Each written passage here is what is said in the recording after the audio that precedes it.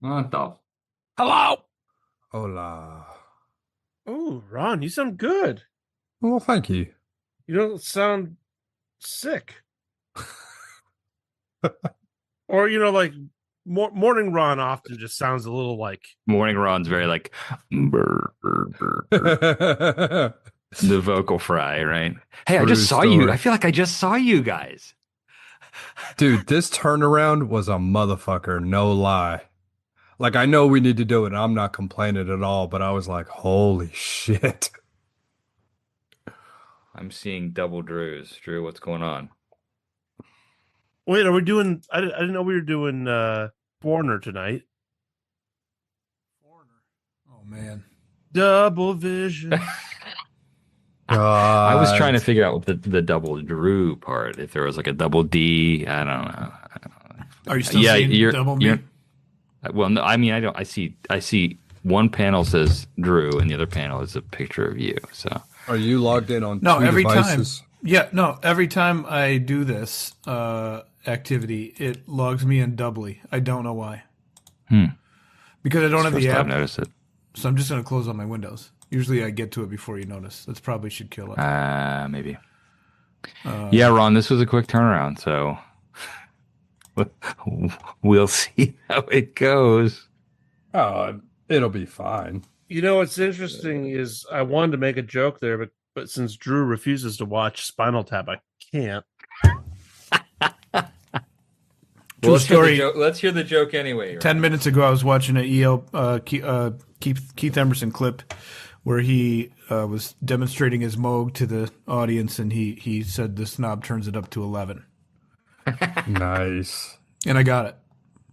Oh, Well, you got it. You got it because of all the people queuing you in on that reference, or because you've watched Spinal Tap? no, because he's just heard it so much. He's heard it so much. Because so Drew, you said you always when you show up, you're always presented in doubly, Yeah. and that's what they're like. Their record was going to be in doubly because the person who's making that line doesn't know that it's Dolby. Oh, See, you should watch it, Drew. You It's need- funny. you- Drew, I literally have you no will- problem with the movie. I've just never sat down to watch it. You're going to relate to this in a way that is going to hit you on so many levels. I'm Yeah. sure. I'm Doubly. sure. I forgot about that.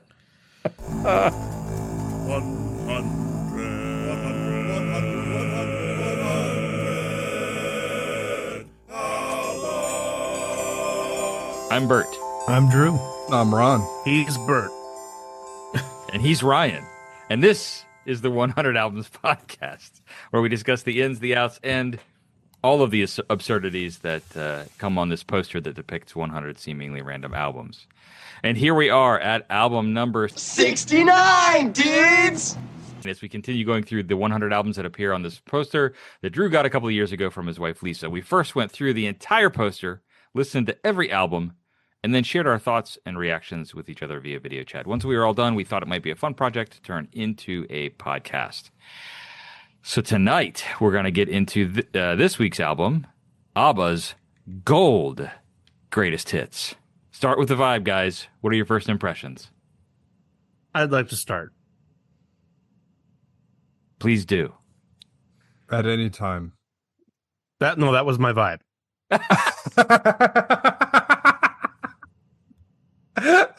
Okay.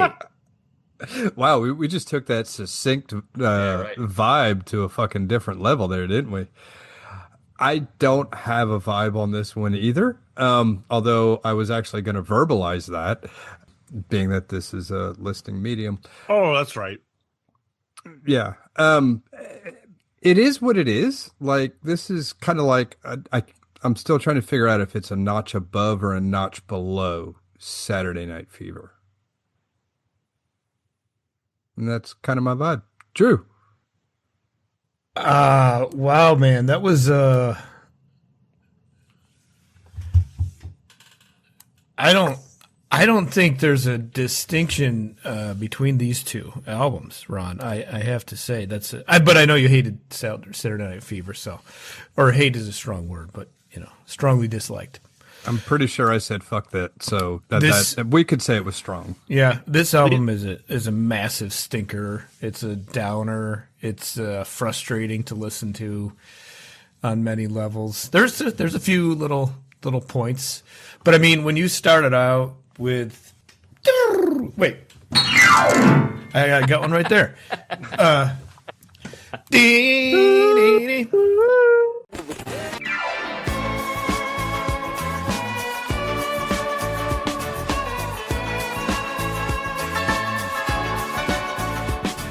You know, and I just picture wedding dresses and people dancing. I don't know. I know that so many people love it. I don't know how I missed the bus, but I don't. So the vibe was taking notes. For me, I think it's a bit of a mixed bag. I've never done a critical listen of any of ABBA's music. ABBA. And so this was, as we talked about, earlier, Ron brought up, this was a quick turnaround. So listeners, we did a recording 2 days ago. And here we are doing another recording. So we've had 2 days really to kind of digest and listen. But of the critical listening that I've done, I'm like, okay, there's some things going on here that I've never really picked up before. There are songs on this album that I was not familiar with. Really it's only 2 or 3 of the big hits that I knew. Dancing Queen that Drew just referenced a second ago. Take a Chance on Me, Mamma Mia, some of these. But for me, I think that, we'll get into the deeper dive and Good, Bad, Ugly and stuff a little bit later, but it wasn't terrible. I enjoy Saturday Night Fever a lot more, no doubt. Yeah. Well, they're very different. The distinction between the two for me is very clear. But yeah. But both absolute hallmarks of disco.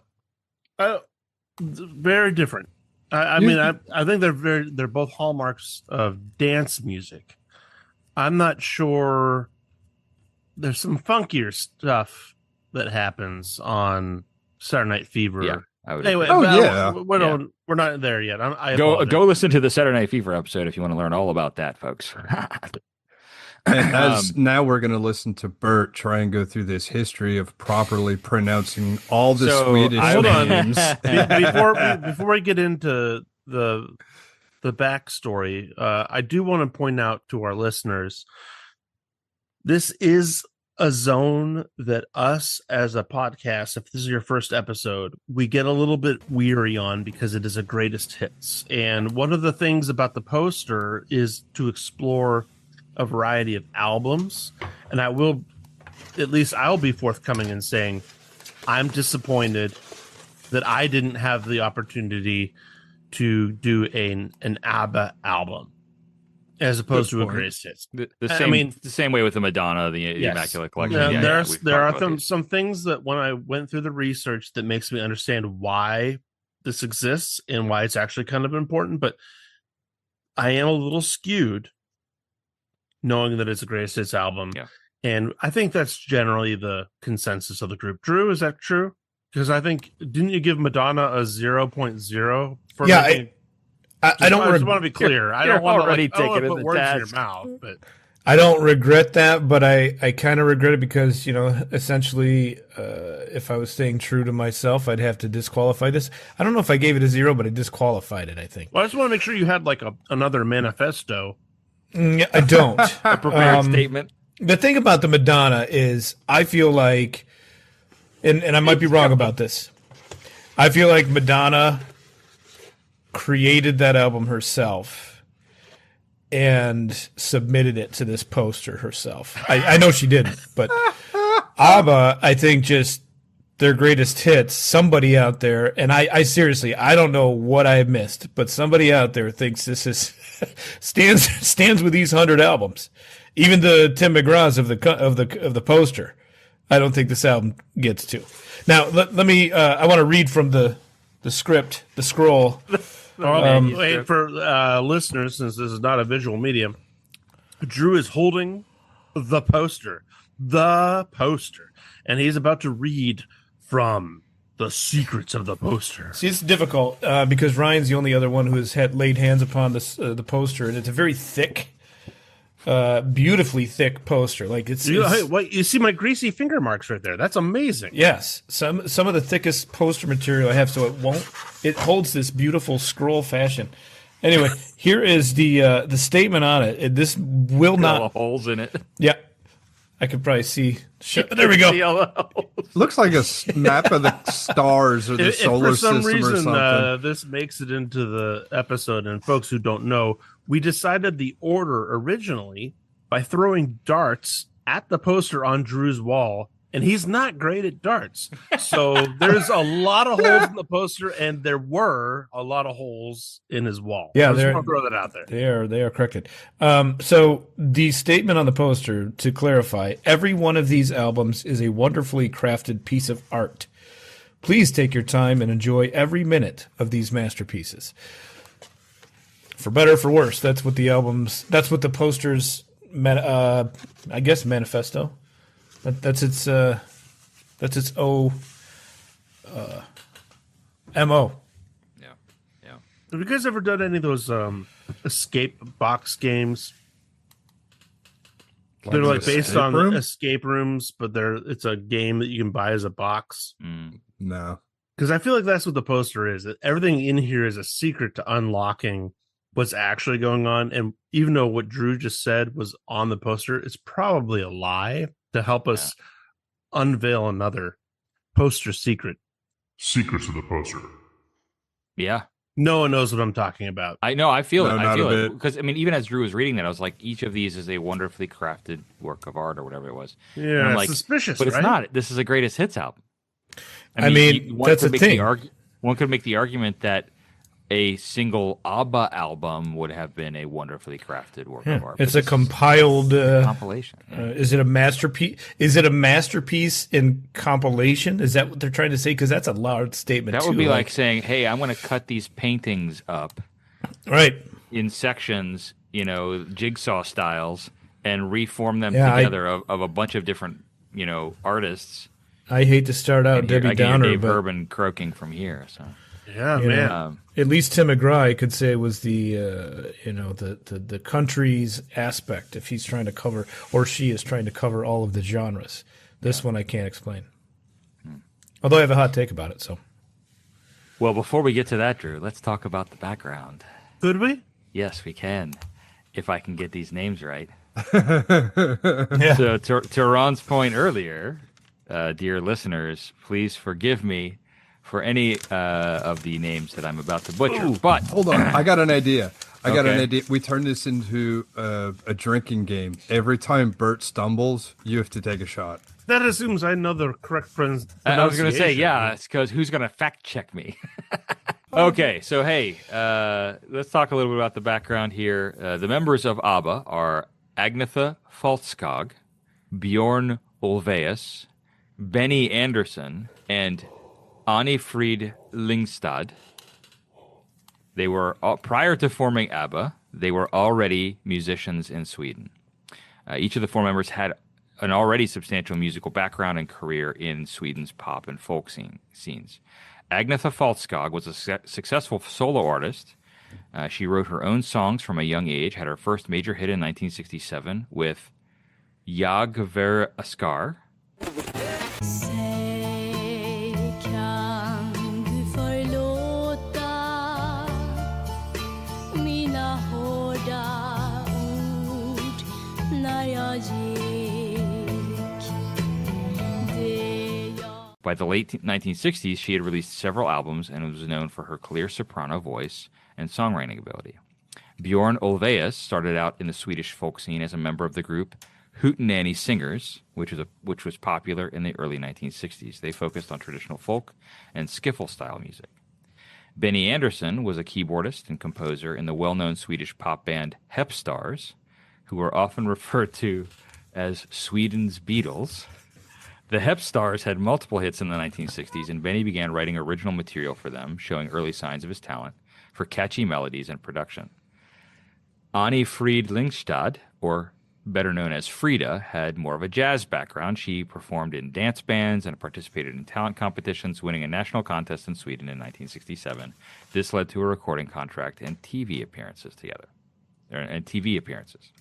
How they came together. Bjorn and Benny met in the 1960s and began collaborating on songwriting. Around the same time, they each became romantically involved with Agnetha and Frida, respectively. Wait, whoa. Not with each other?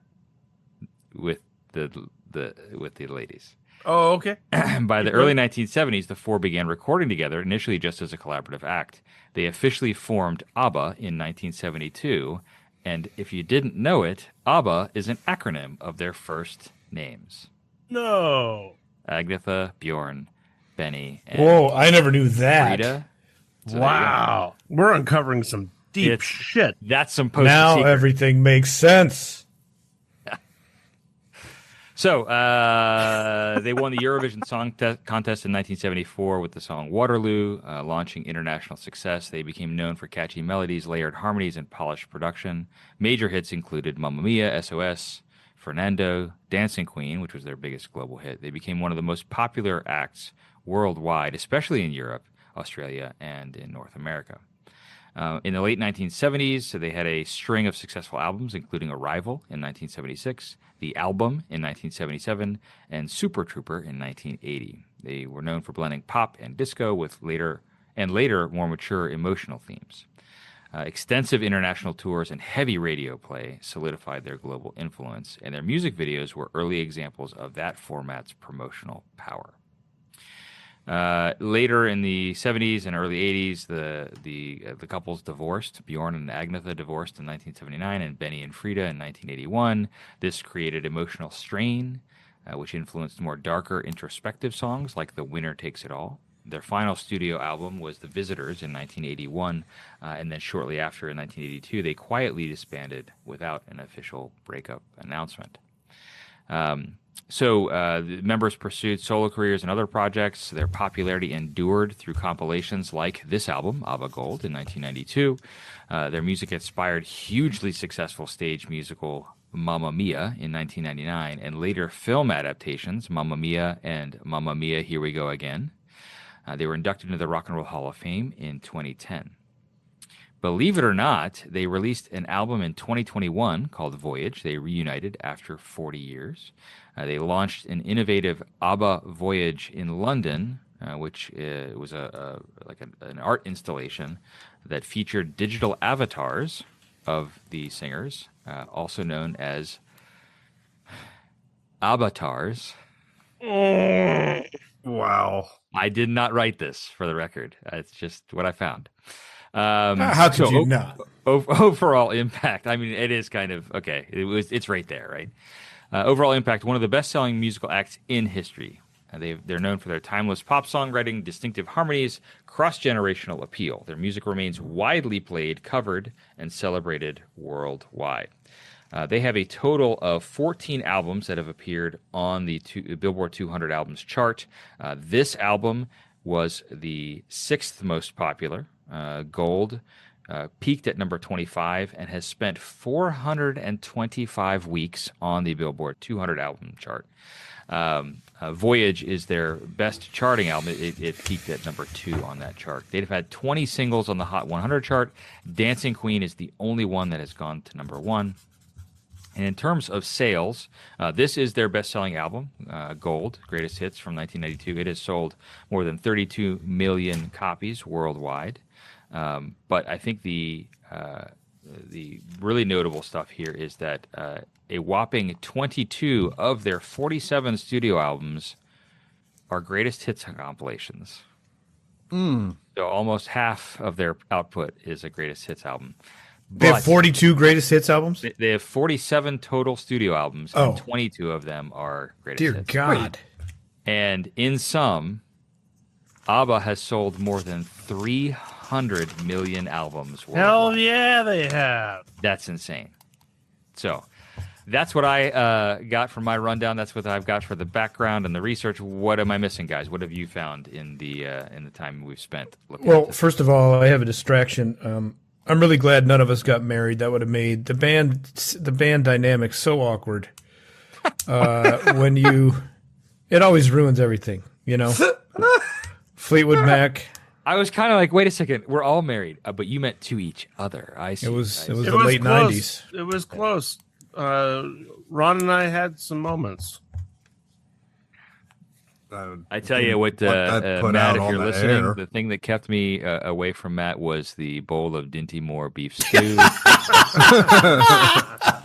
That continued for That weeks, still if not haunts months. me. Still haunts me. Oh my god.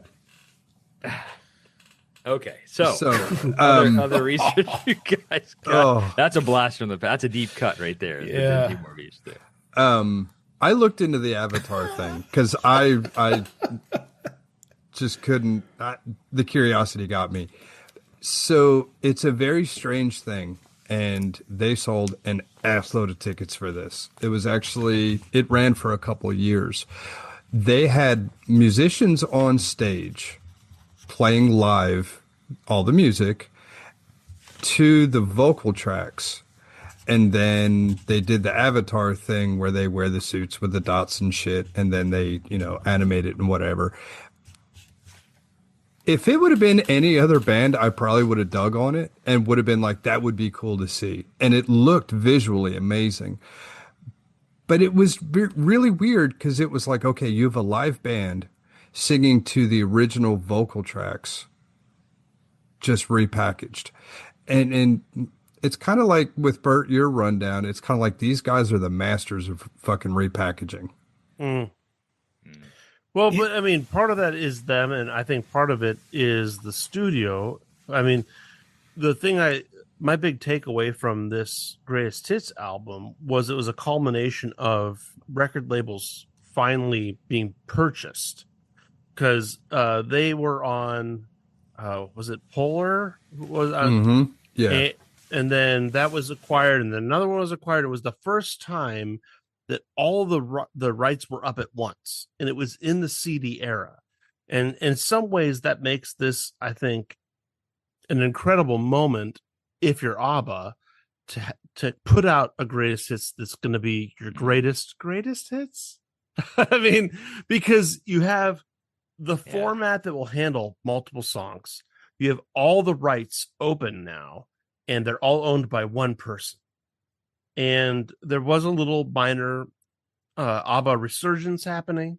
And so the timing of this does make sense in terms of why is this so popular, and why is this of their many greatest hits albums, the one that we talk about, and why it's on the poster. I get that from the perspective of studios combining in the 90s, because we don't usually talk about this. This is a 70s band. Yeah. We're talking about a 90s album. Yeah. And it's interesting how you put that, Ryan, with like the notion of the ABBA resurgence kind of in the 90s, because then you had the stage show, and then you had the movies that came after that. So it's weird. It's almost like there was this, in the 70s they peaked and then declined into the 80s, but then came back in the 90s, and I don't know, it's just this weird kind of cyclical. Well, I think like they've only gotten higher since the musical and the movie have really propelled them into a realm that is very, much bigger than I think they could have anticipated. It's not a world I dip my toes into, but I appreciate that it's very popular. Drew, did you get a chance to put this in the phones? Only in the truck. Because I have like I'm not a big fan of their music, and I wanted to get closer to it. And the thing that drew me in the most, I thought would draw you in the most, was the synthesizer work. Yeah, it's hit or miss. But I mean, like, so. There's some great moments though. I think Benny was at this point almost exclusively on all of the stuff here, most of these tracks anywhere, using the Yamaha GX1. Is that what it is? For listeners, if you don't know, it kind of looks like an organ. I mean, it has ranks like an organ does. three manuals and a solo, and a pedal. So it kind of looks like an organ. And I love the programming, particularly that they did on this. That would be my overall take. I know we're not getting into track by track here, but the Yamaha GX1 is a really cool instrument, and they're actually kind of rare. They were really expensive, and not a lot of people could have them. Of course, the people that did have them did pretty well. Were like Keith Emerson and John Paul Jones and Stevie Wonder. They all had them. But we're talking about a thing where they had the voice cards. You know what I mean? Yeah. So it wasn't like modular. It was like almost an early keyboard. Yeah. But each of the programmable sounds was on a little card you could put in, and if you had the full set and you were taking it around gig to gig, the weight of just the sound cards. Imagine. Yeah, no, a complete set of GX1 voice cards is about 80 pounds. Are you shitting me? So, like, No. hold on. So, like, if you wanted a harpsichord sound, you had to put a card in. Well, that didn't exist. Yeah, of course. Yeah. Oh, well, no, I understand it didn't exist, and it was, the first and everything. I'm just trying to, like, in my head, internalize, okay, so you had a card for each sound. That is bananas. Yeah. So you're playing this song and you're like, where the hell's Bjorn? And he's like bent over in the box trying to find the trumpet card to plug into the. Kind of like a DJ, flipping through albums to get, the next sample, tuned up. It really is. This is it's such an amazing history, the synth history. I mean, we mentioned Mellotron a few times, have appeared on this record, and it's been bugging me ever since the Radiohead episode. I said it sounded like Finale voices, as people who use Finale would recognize as the human voice replication on Finale. And you said to Mellotron, and in a way, it still is that, because a Mellotron is simply every key has a recorded sample on it. It's a sampler itself. And then you just play. Yeah, it's a tape loop. It's a freaking amazing instrument. Yeah. It's an amazing instrument. But yeah, that's so cool, Ryan. You did some work on that, because I didn't know what he was playing, but I think. And by the way, during the time period, the Polymoog was a big synthesizer. Okay.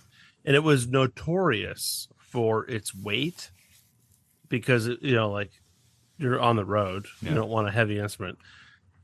The cards for this instrument weigh more than the Polymoog. So it's like, and people were complaining about it, and it's just insane. But clearly you have like the programming he does throughout this, admittedly multi-year compilation. The way he uses the instrument, I think, is actually really pretty good. My complaints from the music definitely don't come from the synthesizer choices. There's a couple patches or the I was chord like, choices.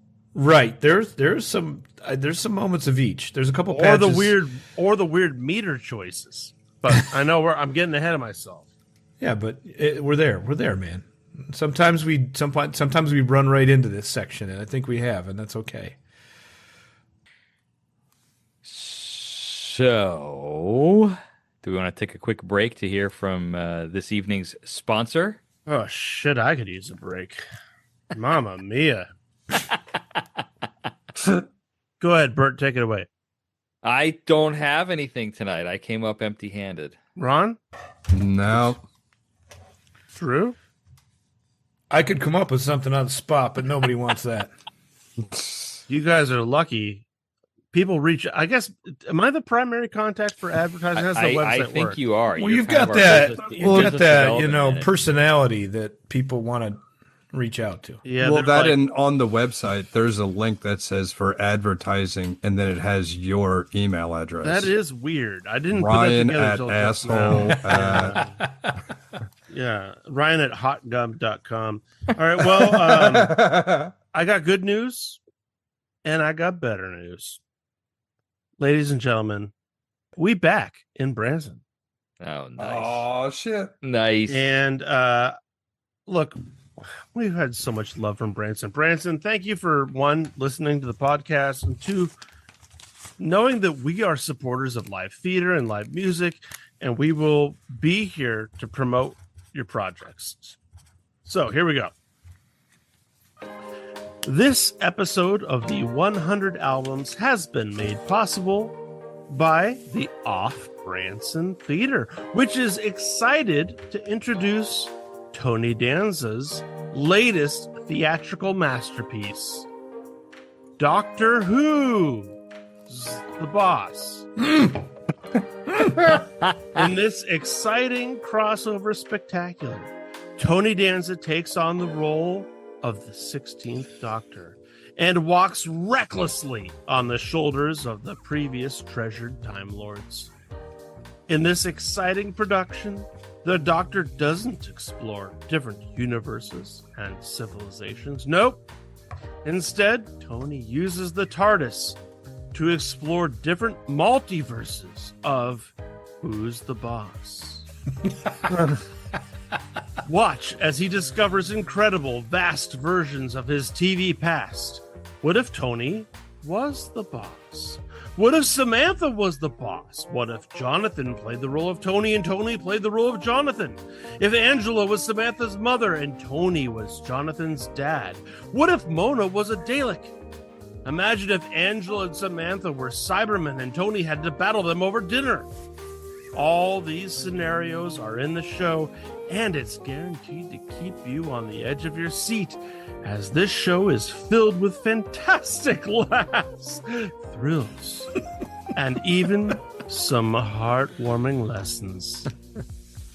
The show reaches its dramatic climax as Tony plays both the Doctor and the Master in an intellectual arm wrestling match to finally determine who is the boss, which, as one early reviewer described, is a moment that was as ill-conceived as the show in its entirety, and everyone involved in this production should be ashamed. The show opened in February, but attendance has been low, so get your discounted tickets right away for the Off Branson Theater's production of Doctor Who's the Boss. You know, you talk about prolific in an actor's life, and He's got and it all. the name Danza follows suit immediately. Yep. Here's the thing about his life. There will be no cadenza.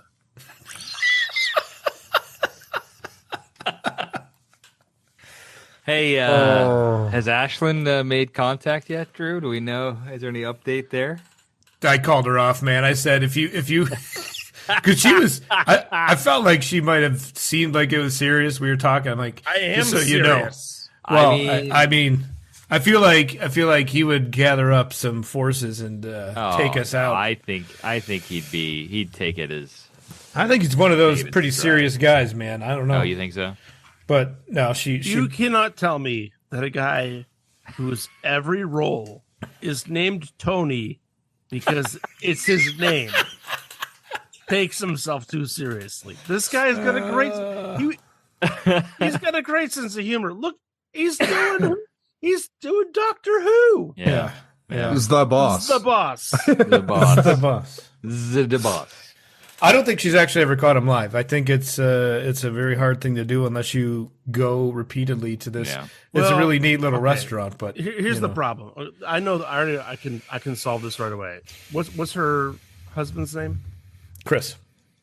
You need to reach out to Chris because men are much more likely to be stalkers. So have him do the dirty work. Actually, he does have he's an artist and he's been experimenting with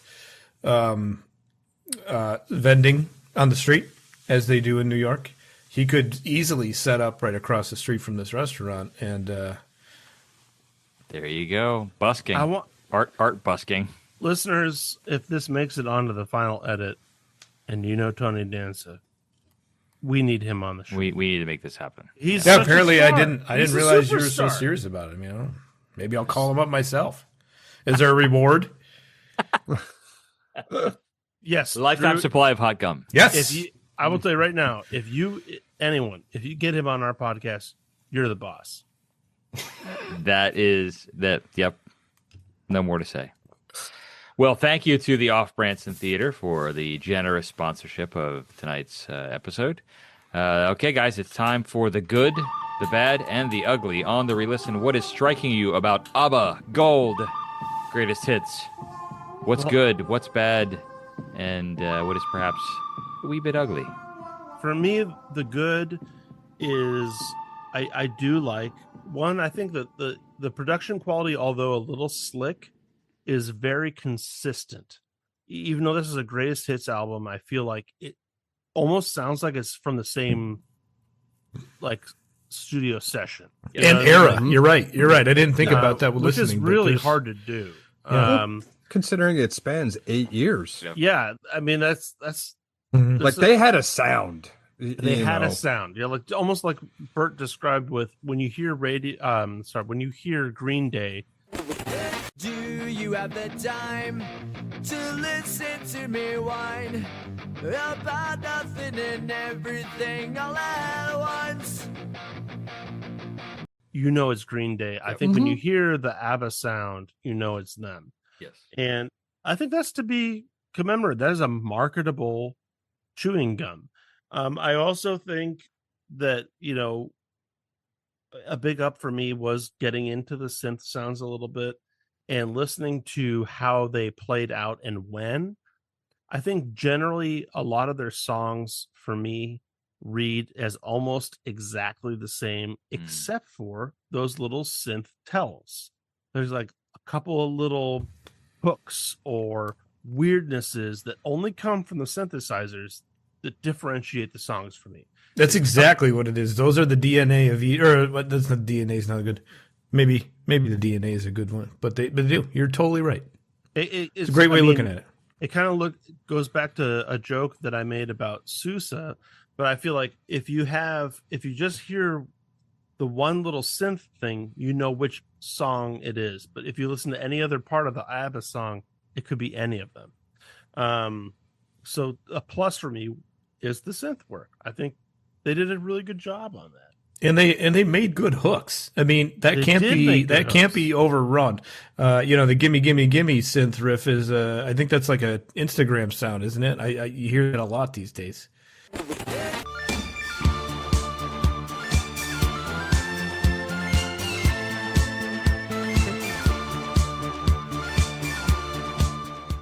Or TikTok something. Another big up for me was just an aha moment, and this is more of a fault of you can't know everything about music. And folks, I really tried, but I had an aha moment on this because I don't know a lot about pop dance music, and I don't know everything that's been out there in the world. But Lay All Your Love on Me.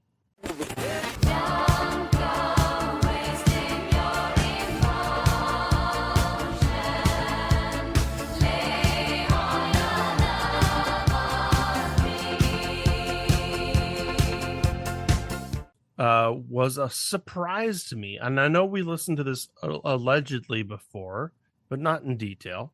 And for me, I thought this was an original by a modern composer by the name of Carolyn Shaw.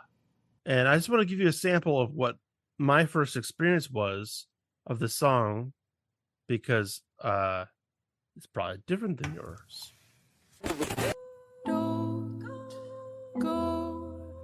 Wasting your emotion.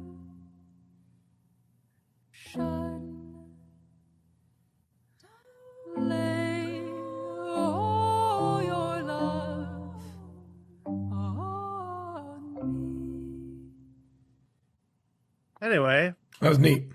That's That awesome. was cool as shit. so I didn't know that was an ABBA song at all. And unlike this album that we're discussing, I own that one on record. I have that Carolyn Shaw record, but I thought that was hers. So that was a big revelation for me. and it was this is still we're on the good, was that wow, you can take that from ABBA source material. That was cool. That ends my good. Yeah, I think, but I think it's that speaks to that song, and I feel vindicated because that was one of my favorite from the record. It's a cool chord progression. It's a great song. It's intense. It's got some grit to it, you know. So I have a question. Oh, go ahead, Drew. I didn't mean to cut you off. Go ahead. Well, just and there, I found the most. I've got to say, I found the most things to laud song by song about this one, and you know, when somebody, whether or not you like that kind of music Ryan just played, when somebody with such a wide open, bare, minimal approach can take a pop song and you can't just do that with everything. You can't. Yeah. You could, but it's not going to be as, you know, like you said, you didn't even know it was an ABBA song because it's got such ability to it that they find, and so I don't know, that was definitely a highlight, that song. So agreed. So I have a question, and I couldn't find it, but so I also called out this song in my notes because I thought it had some really nice qualities to it, chord progression, Ryan, like you mentioned. So when we did Black Holes and Revelations, I'm with you, Bert. Is there a Muse song that has a similar chord progression or something? Because I was Black getting Holes and Revelations. Is it okay? I Black Holes and Revelations. Right.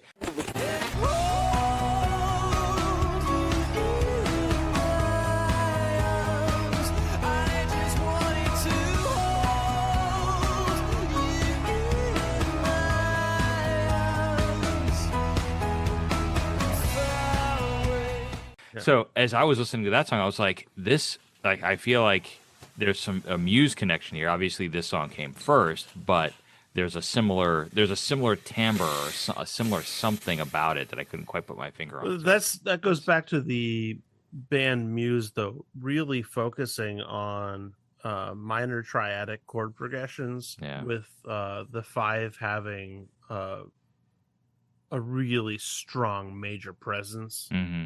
So, which just happens to be, I think, in this. Yeah. Yeah. No, I caught that too, though, and I didn't realize it was directly sung. I just felt the essence of the Muse. Yeah. There was one on here that has the over the rainbow interval, like not just the octave, but like the couple notes after it, and that caught my ear too. I don't remember which song it was, but going through it, I was like, oh shit. Yeah, I don't know if it's the one you meant, but there is one. The Winner Takes It All. She is a wide jump, might be a minor 7th. I don't know. The winner takes it all. The loser standing small beside the victory. That's her destiny. If that one, I don't know if that one went above an octave, but yeah, it's reaching, it's yearning, it does its job. You know, it's a great interval to give that. I mean, that song it's got a little bit of got a lot of cheese on it, but I mean, it's so dramatic. You know, so dramatic. I love the intro to that song. I'll give it that. And the bass guy's got a cool like. He's got a couple moments before it kicks in, but then they put in this Goonie disco beat. Like, it's this great dramatic song, and it's like, I don't know. I think they blew their chance on that one. They did. They took a chance. Take a chance on me. Drew, they took a chance on it. Took a chance on me. So I'll start there with good then. Ryan, you and Drew have both geeked out about the synth. I felt the same way on Mamma Mia.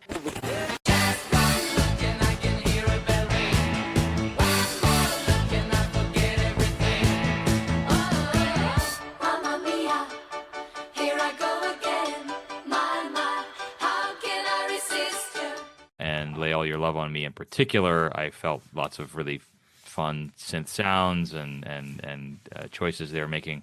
Gimme, Gimme, Gimme A Man After Midnight has a ripping bass line. Half past 12, watching the late show with my flat all alone. How I hate to spend the evening on my own. All the queens are in love. I really enjoyed the funkity slappity happening in there, which was a lot of fun. It's a great background. It's a great breakdown. Yes. It's got a sweet little. And so here's my transition from good to bad. We don't have to go full well, bad. I ain't done with good yet. Oh, no, that's but- fine. I just want to say this is take a chance on me is where I transitioned from good to bad in my notes because I like the song Take a Chance on Me. There's something about that song that I find pleasing, except for the a cappella intro. If you change your mind, take a chance. I'm the first in line. Honey, I'm still free. Take a chance on me. Is just I don't need more cheese on my mac and cheese. There's plenty of cheese there. And that is what does it. For whatever reason, that a cappella vocal intro to that song just turns me off. And I have to like almost try to fast forward through the first 30 seconds of the song or whatever. So there you go. Go ahead with more good though. Well, excuse me. Listen, the neon rainbow is speaking. Taste the rainbow. Taste the rainbow. I want to. To revisit "Lay On All Your Love on Me," I felt personally that it was her, whoever she is. I don't know them. Best vocal moments. I'm not a big fan of her voice, but this song I thought she sang really well. So I think that deserves my point. And more on that, more on the synth. The counterpoint synth at the end of that song was especially cool, I thought.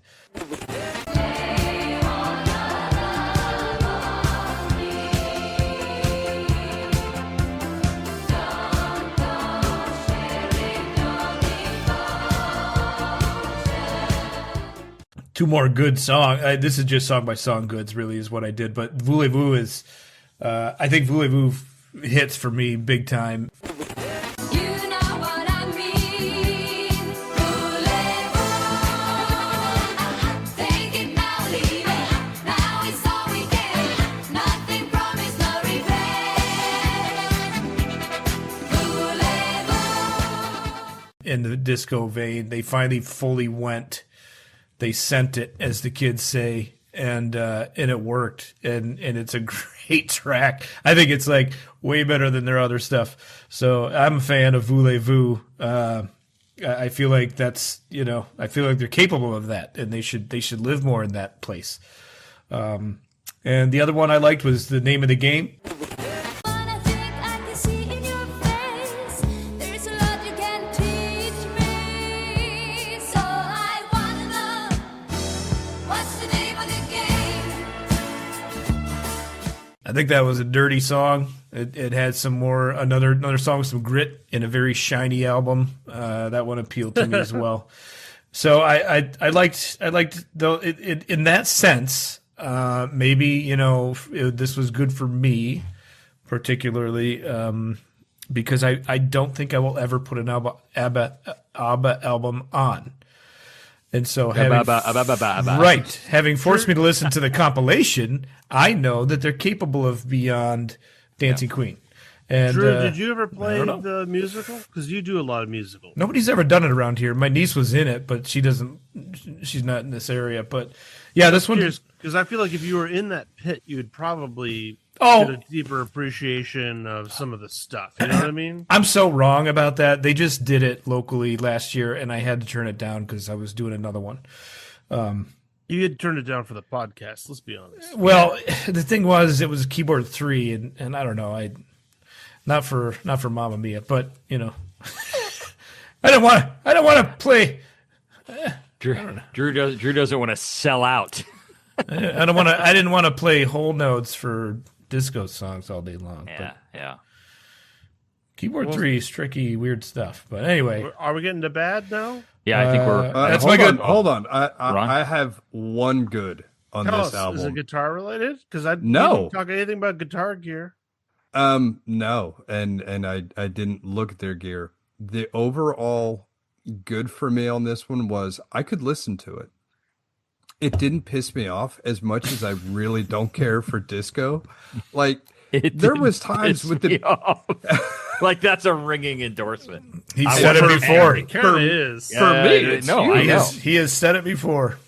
I mean, like the Bee Gees, I respect them as songwriters and everything else, but I struggled with them. With this, it is so middle of the road for me. Like nothing stood out as outrageously good. There was cool moments with the synths and sounds and things, but there wasn't anything other than Dancing Queen. Like I couldn't listen to Dancing Queen, and that's because of a band called the Yayhoos, which if anyone's ever heard of the Georgia Satellites, their lead singer is Dan Baird, and he had a band called the Yayhoos with some other really good musicians, and they covered Dancing Queen.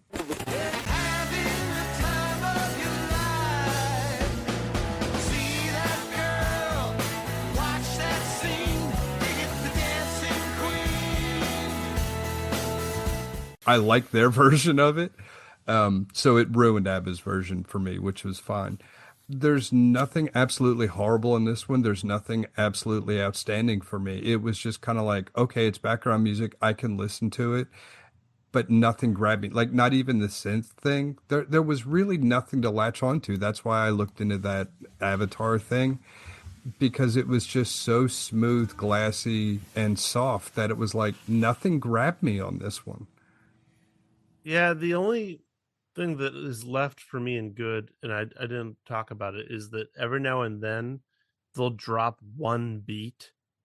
I don't know if you guys noticed that for like lyrical reasons. It'll be instead of 2 4 beat measures, it'll be 4 and then a 3, and it's just jarring enough the way it lands that you're like, Well, and what's really interesting is if you're dancing, that's gonna fuck you up. No shit. I didn't think Can't about dance to that. that. And I mean, I can't help but wonder if there was a language thing or how It's that always- worked. But Yeah, I love that decision-making process. You know what's funny is that blew right past me. I don't remember keying into any of that on this one. there's Usually several tracks. yeah.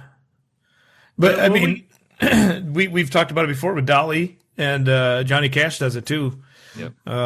Cat Stevens does it, but he's not on this posters for some reason. But No, he's not yeah, British. it's pretty cool. Bad. Wait, I have one more bad I forgot to add. It's quick. I Waterloo. mean, one more good. One more good. One more good. Waterloo. Oh yeah, and I have met my destiny in quite a similar way. And since my keyboard's on, it goes from the D to basically E over D, kind of making it like a 13 chord. I love that sound. It's just a cool, neat sound. It's like, and then the next chord is,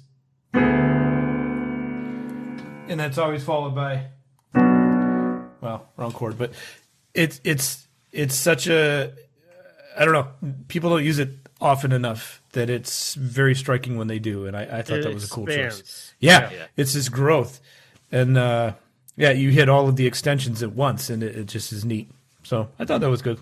Caught my ear the minute I heard it. Let's go bad. I'm going to start because I'm talking. Do it.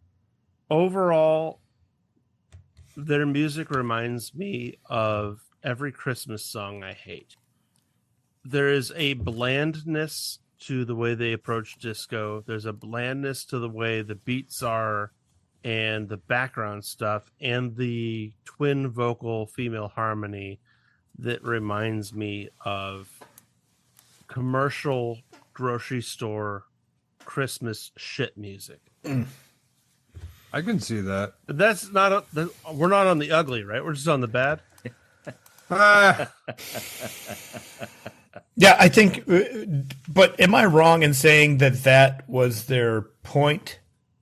But I mean, I'm not justifying to it. I Ron's just feel point, like we did a disco album very recently, and it does not feel like this to me. This to me feels like if you took the Carpenters and threw them through a whitewashed Swedish fucking disco idea. It's so weirdly boring. When I did this album, I'm going to tell you right now. By the way, listeners, it's 19 tracks. Yeah, this was a long one.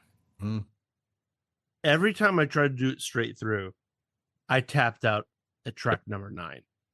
Did you And really? I had to like, You got further than I did, bro. and I was like, okay, so now I'm gonna pretend like it's sides. So I would start splitting it up, right, to get it ready. But like, I'm imagining if I had this CD, now CD as a platform, they knew you wanted to just play what songs you wanted, admittedly. So it was never meant for you to like sit down and just glue your brain to 19 ABBA tracks straight in a row. I understand that. That was never its idea. You can't handle that on strong acid, boss. But it was a lot for me. This is too much of the same flavor for me. I don't, like I get excited for, blueberries when they come in season. I do not need this much blueberry. Well, it is a good point though, because it is a very homogeneous sound, the entire album. And I listened to it straight through 3 times. Wow. In the last 2 days. And that's why I say I could put it on and do dishes and, shit around the house. Ron, you are a mystery, man. Yeah, I was going to say I got to Super Trouper. And it's gonna be so different when I'm on the stage tonight. Like a super trooper, lights are gonna find me shining like the sun. That's Because as far also as like that's as far as I could get in one sitting, Ron, and then I you, pick it up you later. say that it goes in the background, but I feel like there's enough going on to pull you in that it doesn't allow you to do that, and then it annoys me. It's like, why are you being so annoying, ABBA? See, there was nothing that grabbed me. Like I said, the cool sounds and everything, there was some cool shit here and there, but it wasn't enough to be like, oh, I need to look at this. Like, I didn't even have a fucking desire to do a headphone listen. It was that far. I wish I would have. I did that on purpose because I wanted to learn. Yeah. You wanted to get as close to it as possible. I did. Yeah. And this is back to what we said with Madonna. Give me one of their albums. Yeah. Well, And dude, and it's fucked up because they did an album 73, 74, 75, 76, 77, 79, 80, 81. It's not like they only had 2 albums or they released a shit ton of singles. They toured damn near every year in the 70s. They have a good catalog as far as, sizable. Why this? Why the compilation? To that point, Ron. So I told you guys that this is their highest selling album at 32 million copies. Second place, number 2, was 1976's Arrival, and that came in at 6.2 million. So, and then third was 1975's Greatest Hits. So, like the in the top 3 selling albums that ABBA has, 2 of them are Greatest Hits albums. And there's only, so number 2 then is that Arrival. So, hey, maybe put Arrival on the poster. Well, I just looked at Arrival. Arrival contains the following songs from this album: Dancing Queen, Knowing Me, Knowing You, Money, Money, Money, and Fernando. Yeah. Of which I could even talk about Dancing Queen. The rest of them I forgot. Although Fernando sticks in my head. But I don't know. I think like, I don't know that I can't remember if we have discussed this because I've had this discussion before. I can't remember if it was us or not, but greatest hits albums tend to be, like you said, label driven, and the artist sometimes doesn't even know or reap any benefits from them whatsoever. And so this could be that case. Because I wanted to know, it was going to be kind of a hot take, but it's not that hot. Like, is this just so big because it finally had one album that had Dancing Queen and Mamma Mia on the same damn album? Just those 2. And I think it also propelled a bunch of songs that were not hits to become hits. That if we're getting into the hot take territory, that was mine, which is that this album, because it was a CD era album in the 90s, which eventually became a streamable thing, and the musical, I feel like this took a bunch of ABBA songs that were never going to be hits and made them hits, which is great. Good for them. That means they recognized that there were good songs there, but Yeah. ABBA is number 123 in Spotify's top artists with 39.7 million monthly listeners. yeah, I'm definitely one of. I don't know. I missed something, man. With country, I understand it, but with this, Yeah. I don't. Yeah. You can't get a gig in my town unless you're playing country music anymore. So country, I guess, is just that popular. But I was actually surprised at how few times they said meow in Super Troopers. All right, meow, where were we? I'm sorry, are you saying meow? Am I saying meow? I thought you... Don't think, boy. Meow, do you know how fast you were going? Meow, what is so damn funny? I was disappointed when I queued up Name of the Game, and it wasn't the Crystal Method version.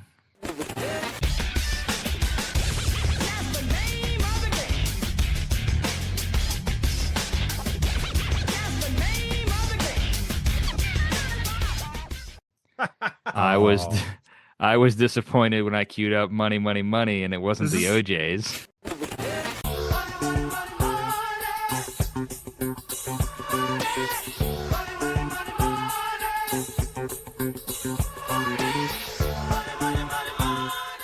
Is this a bit?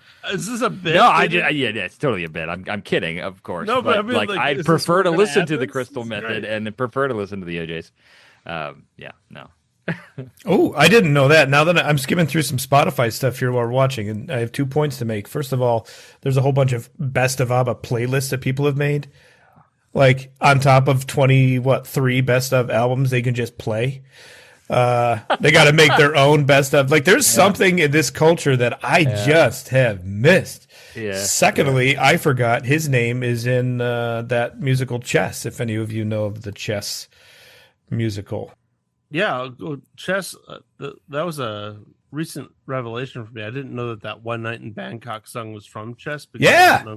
I don't know musicals. I just thought that was just an 80s song. Yeah. And then I looked up the lyrics one day and they're like, oh, that's from that musical. I'm like, wait, that's what it's about? And the guy who sings that actually played Judas in Jesus Really? Christ Superstar. That's what's his name? Can't think of his name. Anyway. I want you to know I went deep, guys, real deep today for a Tom Waits reference. Uh-oh. Here we go with another Tom Waits reference. Here's what I discovered. Both of them recorded music in the 70s.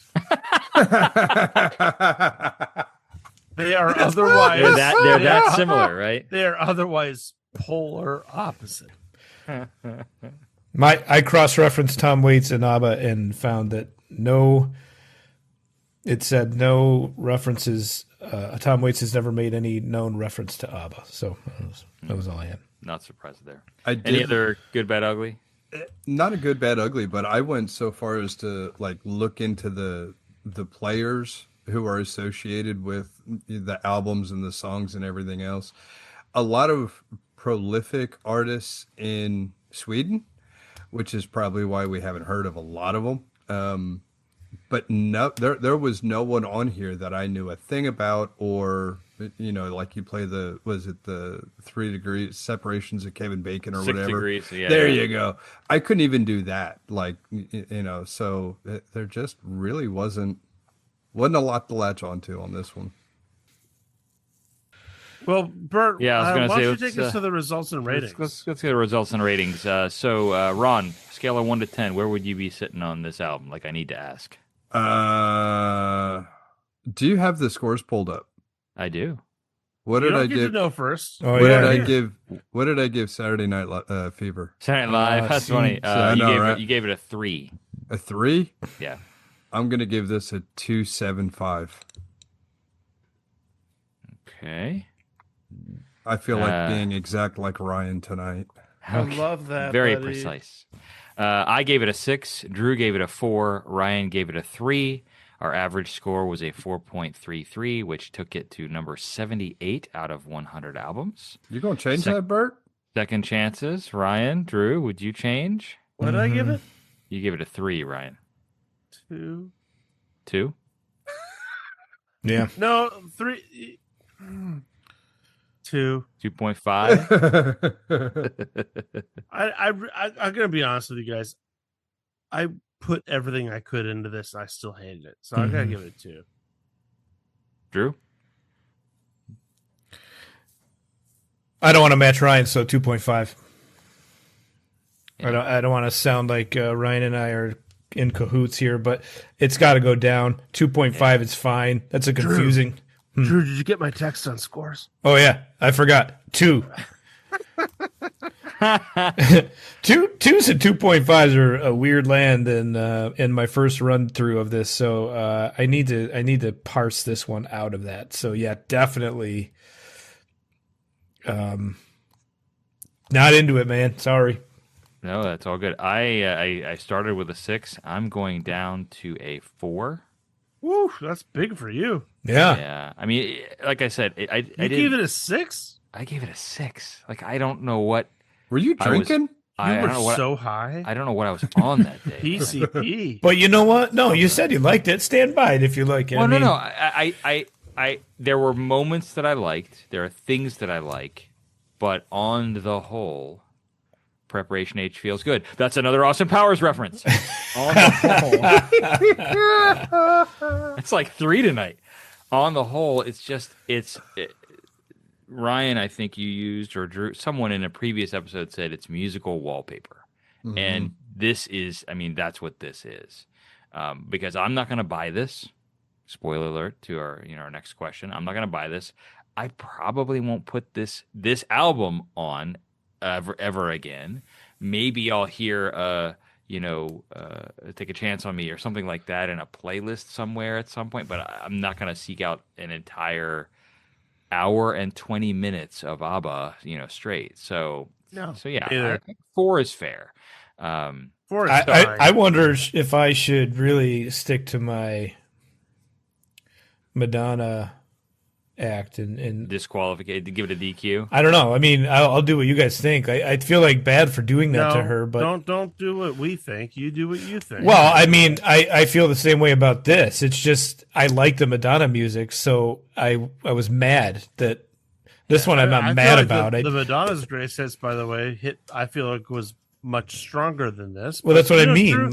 Do what feels natural. No, that's what I mean. I was mad. That was an act of anger. I was acting out. This is like, it doesn't matter. If I listen to Fernando, the album or whatever, it would be the same rating for me here. So it may as well be 0. Yeah. Well, you want to? I can put a 0 in the spreadsheet if you want, man. If I get a call from McDonough, what is that? They got hamburgers? For the record, on the Timu McDonough. For the record, you gave Madonna Immaculate Collection on the rescore the second time around. You gave it a 0.5, so it wasn't a 0. Oh, that was the whole. I gave it a penny. Yeah. No, this is 2.5. It's fine. Okay. All right. Wow, better than Madonna. Unbelievable. I thought I knew you. All right. Well, Bert, he's his own man, Ryan. Let it go. Bert, I'm feeling hungry, buddy. You feeling hungry? Hey, let's go to Margaritaville if you're hungry, because they've got good food there. So if this album, the Gold, or artist ABBA had a restaurant or chain of restaurants a la Jimmy Buffett's Margaritaville, what would it be called and what would the theme be? And before we get into this, I've got a couple too. Before we get into this, I must say, though, in real life, if ABBA had a restaurant, it would be just the restaurant at IKEA. Yeah. So, also, if they had a restaurant in real life, there's no fucking way I'm going there. Hey, I've got a lot of Swedish roots, man. I feel like Ron should go first, just so I can hear what whorehouse is involved. Yeah. Well, we have a big Swedish population here. We have a Swedish festival in this town every year. We'll send the hate emails, and we get an ABBA tribute. Ryan then.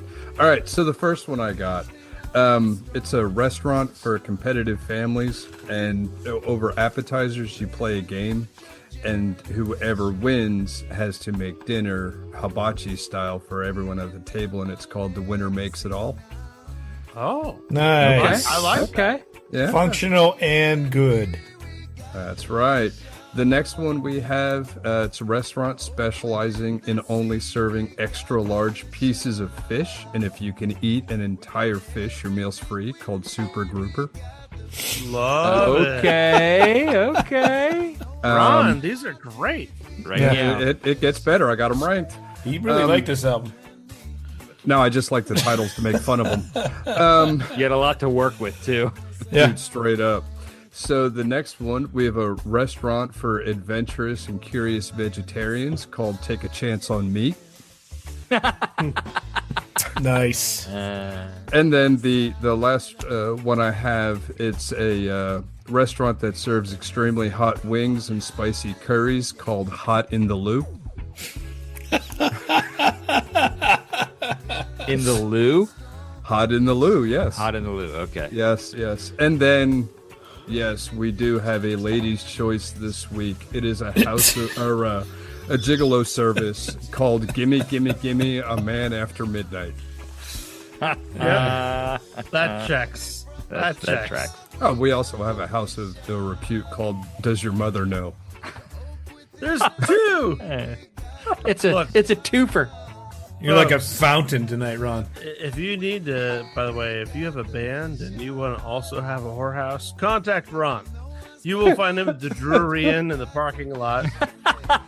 He's going to be doing Doing some the maths. really, yeah. So Yeah. Drury Lane. Drew, you got any? I have 3.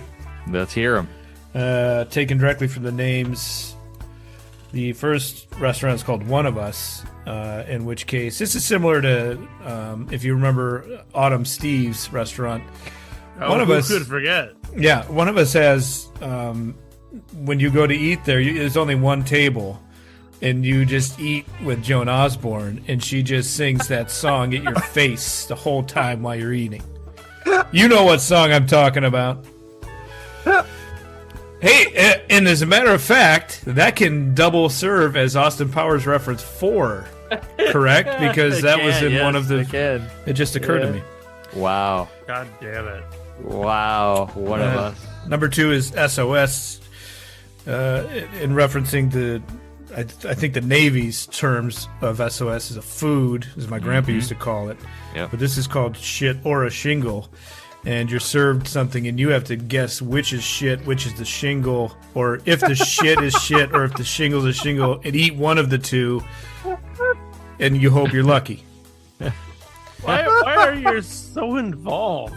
All these restaurants are so high risk. It's I've up never- here, man. It's my brain. Do you not can't remember the second bracket where he had like do, each, I do, where they I do. fought? This is I just know. Yeah, Drew's beautiful brain. It's my brain. Oh, that's good. All right, what else you got? Continuing the involvement, Ryan.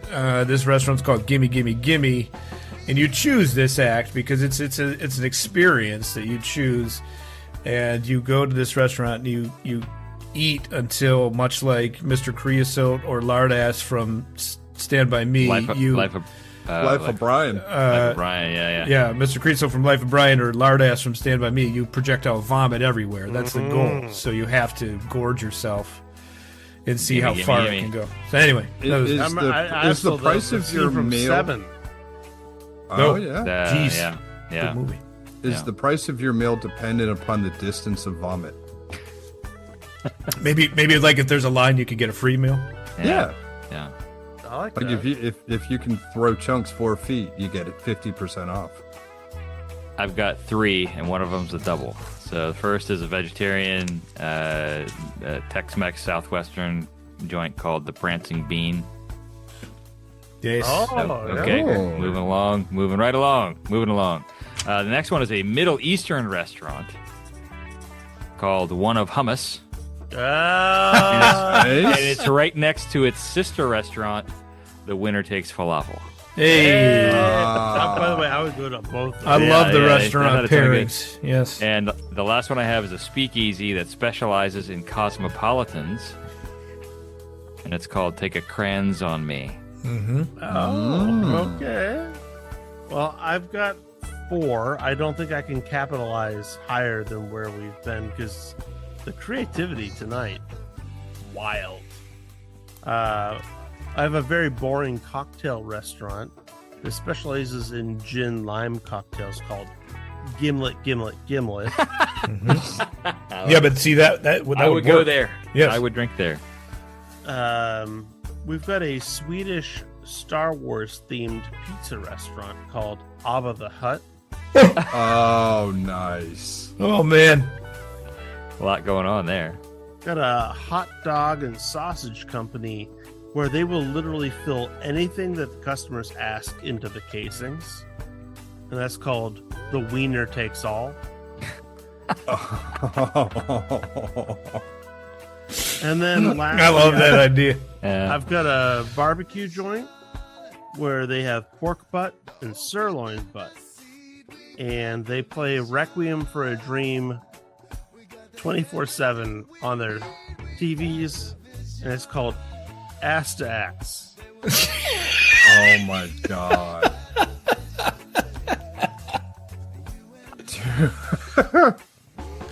Now you're talking. That's Oh my god. Dude, that's a hard flick to be eating dinner to, dude. Well, yeah. yeah, yep. All right, guys. Any closing thoughts, additional takes, or shit we forgot? And we kind of spent some of the hotness of takes that Drew and Ryan had earlier. No, I have a hot take. Oh, let's hear it. Given that at least this album title is written in beautiful mirroring of itself, but the name in general is palindrome, I wonder if you listen to their songs backwards if they're really good.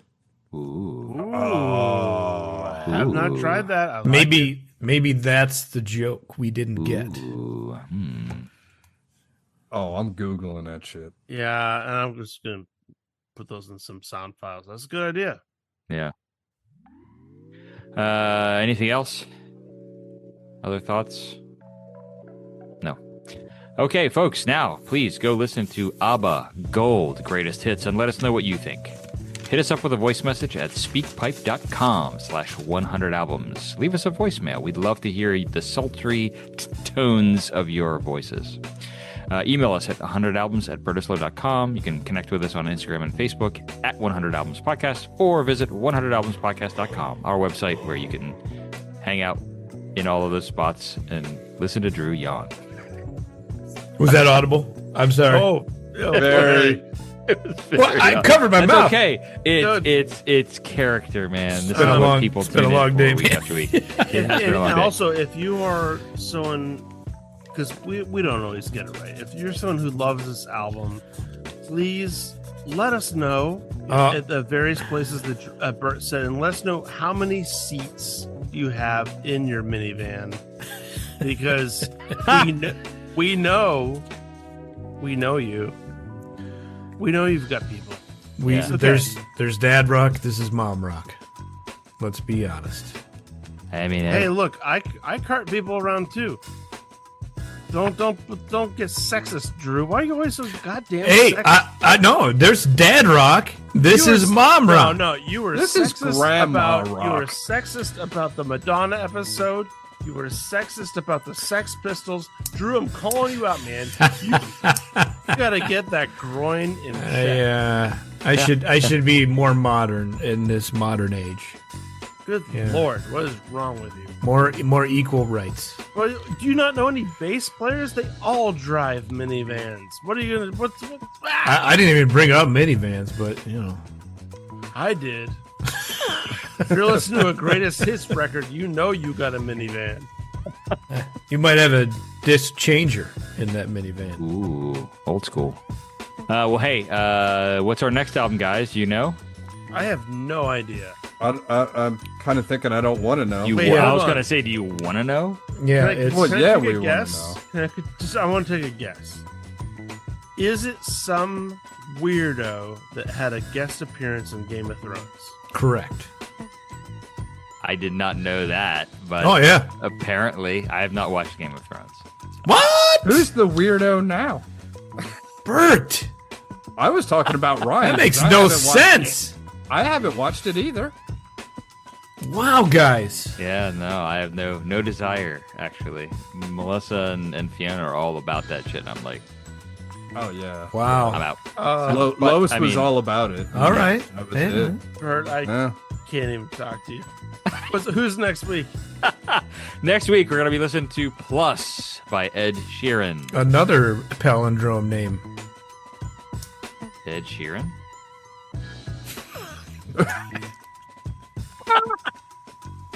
The album title is. We are, well, if it's just this, I guess, yeah. Oh yeah. Simple. Okay, hey, please, we got to wrap this thing up because we're off the rails here now, guys. So, folks, join us next week when we talk about Ed Sheeran. It's going to be a great conversation, just as these always are.